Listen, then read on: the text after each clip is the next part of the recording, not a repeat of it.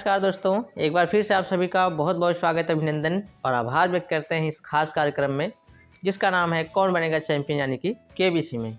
दोस्तों, आप सभी ने पिछले एपिसोड में देखा सेजल जी हॉट सीट पर विराजमान थी जिन्होंने दुर्भाग्यवश दूसरे सवाल का गलत जवाब दे दिया और वो अब प्रतियोगिता से बाहर हो गई हैं।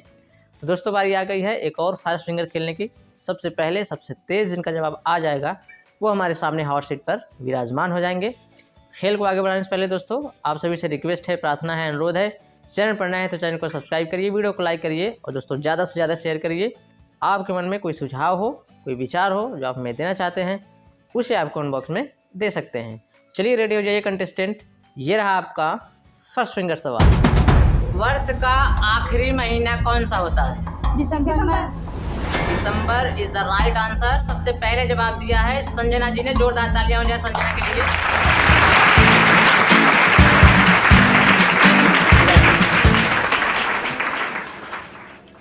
संजना जी, बहुत बहुत स्वागत करते हैं आपका इस खास मंच पर जिसका नाम है कौन बनेगा चैंपियन यानी कि केबीसी। बहुत बहुत बधाई आपको देते हैं, हॉट सीट पर विराजमान हो गई हैं आप। कैसा लग रहा है आपको? अच्छा लग रहा है। चलिए दर्शकों, आप सभी को बताना चाहेंगे ये कक्षा 10 की संजना जी हैं जो कि हमारे सामने हॉट सीट पर विराजमान हो गई हैं। तो संजना जी, गेम को खेलने के लिए जो है कुछ नियम बनाए गए हैं, कुछ शर्तें हैं, कुछ टर्म एंड कंडीशन है। हमारी टीम द्वारा आपको एक नोटिफिकेशन हमने भिजवाया था, आपने पढ़ा भी होगा, लेकिन आपकी तसल्ली के लिए और ये जो दर्शक बैठे हैं इनकी जानकारी के लिए एक बार फिर से वो सारी जानकारी रिपीट कराना चाहेंगे। ठीक है, चलिए फटाफट से वो सारी जानकारी जान लेते हैं। संजना जी, खेल का नाम है कौन बनेगा चैंपियन यानी कि केबीसी। और सीट पर आने के बाद आपसे 15 सवाल पूछे जाएंगे। प्रत्येक सवाल के 4 जवाब होंगे, 3 गलत, 1 सही। सही जवाब का चुनाव आपको करना होगा। ठीक है, प्रत्येक सवाल का जवाब देने के लिए आपको 1 मिनट दिए जाएंगे। उसी 1 मिनट में सही जवाब का चुनाव आपको करना होगा। आपकी सहायता के लिए 5 लाइफ लाइन दी जाएंगी जिसमें से ज़रूरत पड़ने पर आप केवल 4 का ही उपयोग कर सकेंगी। पहली लाइफ लाइन है आपकी दोस्तों की सहायता, दूसरी है ऑडियंस पोल, तीसरी है 50-50, चौथी है डबल डिप, 5वीं है एक्सपर्ट की सहायता। ठीक है, खेल में 2 पड़ाव हैं। पहला पड़ाव है 5वां क्वेश्चन, दूसरा पड़ाव है 11वां क्वेश्चन। पहला पड़ाव पार करने पर 500 रुपये की धनराशि आपकी निश्चित हो जाएगी। किसी भी दशा में 500 रुपये आप लेकर ही जाएंगी। दूसरा पड़ाव पार करने पर 2000 रुपये की धनराशि आपकी निश्चित हो जाएगी। ठीक, पहला पड़ाव पार करने पर एक विशेष फ़ायदा होगा आपका, 1 मिनट की जो समय सीमा है वो हमेशा के लिए समाप्त हो जाएगी।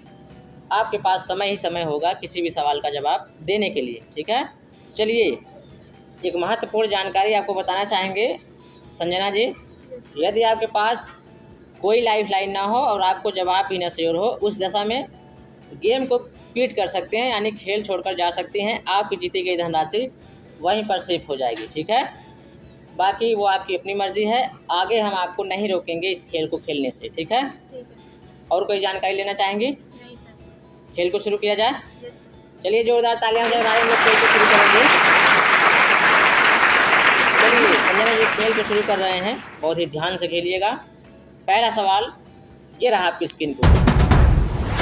संजना जी, पहला सवाल है जिसका मूल्य है 50 रुपये। सही आपको 50 देंगे, गलत आपको नीचे 0 पे ले जाएंगे।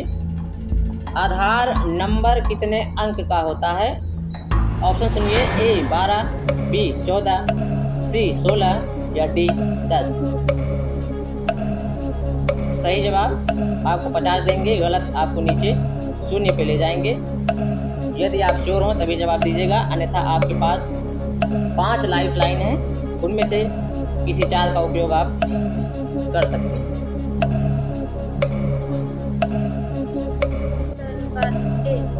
ए, ऑप्शन ए, श्योर हैं? ताला लगा जाए।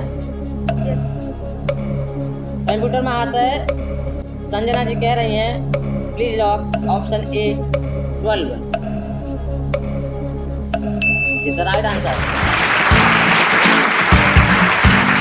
सही जवाब दिया आपने संजना जी, बहुत बहुत बधाई आपको देते हैं।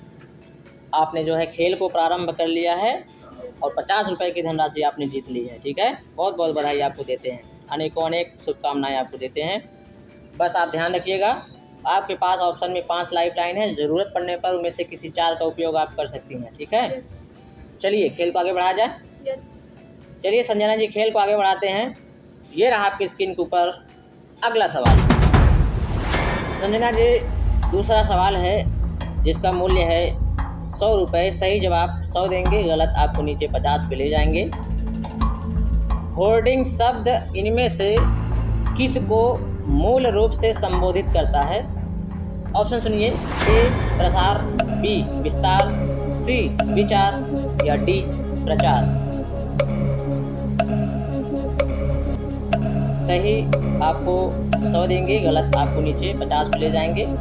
यदि आप श्योर हों तो ही जवाब दीजिएगा, अन्यथा आपके पास लाइफ लाइन है, आप उसका इस्तेमाल कर सकती हैं।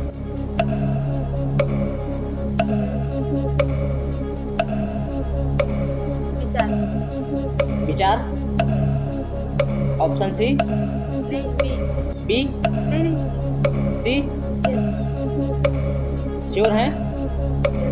एक बार हम फिर से दोहरा देते हैं।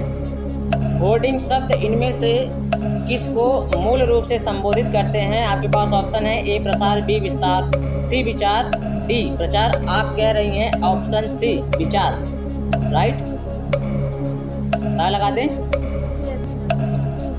कंप्यूटर महाशय, संजना जी कह रही हैं ऑप्शन सी विचार पे ताला लगाया जाए।